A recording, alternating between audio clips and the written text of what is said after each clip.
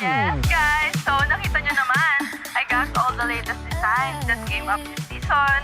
So, let's unbox each one and let's see kung ano ang best of them. Okay, so leave it to me to check kung ano nga ba ang worth of your hard-earned money. I bought it so you don't have to.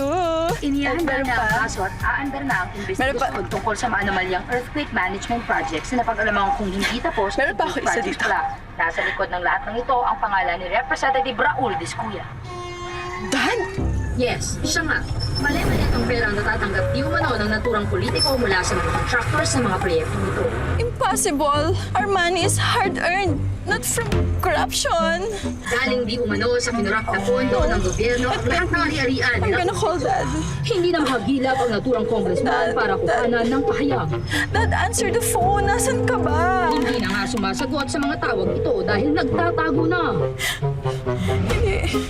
Oh my God, nababash na rin ako. Hindi. This is not happening. Yes. No. Yes, Oh my God. Hindi. Someone wake me up. Please wake me up. Oh my gosh. Saan? Walang gigilang ka na! Who are you guys? Oh my God. We just lost everything and now hold up naman. Oh no. Hindi ito, hold up. Give up ko. Ay! Oh yeah! Help! Ouch! Bulaga! Help! Someone help me! Ingay-ingay. Wait, you guys look familiar. Malamang. Dati mo kung kasambahay dun sa dati yung mansyon. What? Oo! Ako yung dating tagaluto nyo sa araw-araw. Yung pagkain nyo, ako.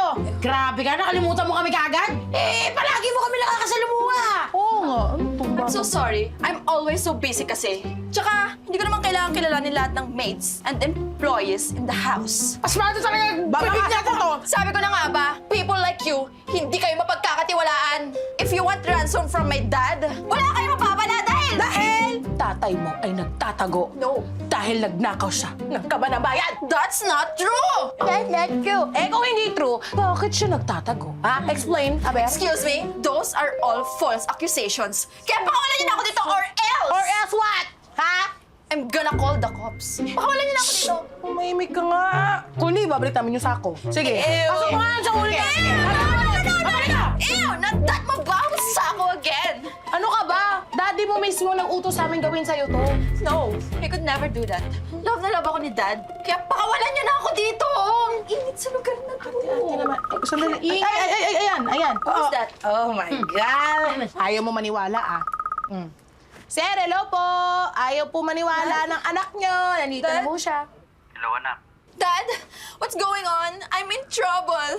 Kaya bigay mo na lang yung ransom na hinihingi nila kasi papatayin nila ako. Nakatutok yung knife sa akin now. Dad, help me! Ay! Ang okay mo naman! Anong life ka dyan? Wala akong hawak ko! Calm down, anak. Una sa lahat, Bebang, thank you for doing this. You're welcome po. Why are you thanking the kidnappers, Dad?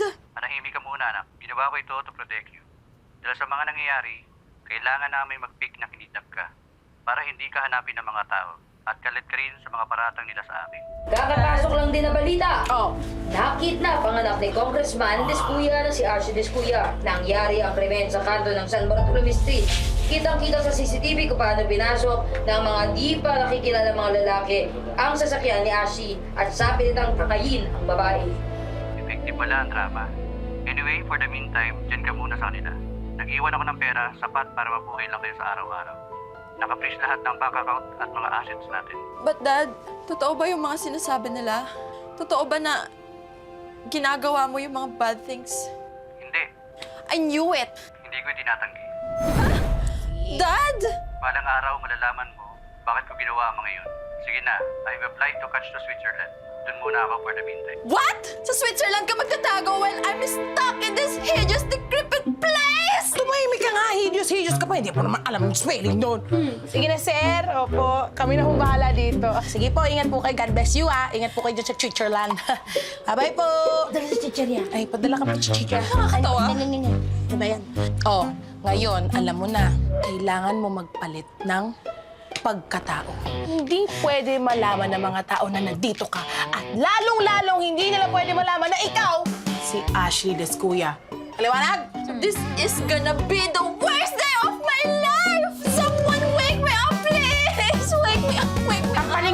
Wake me up! Gisingin mo!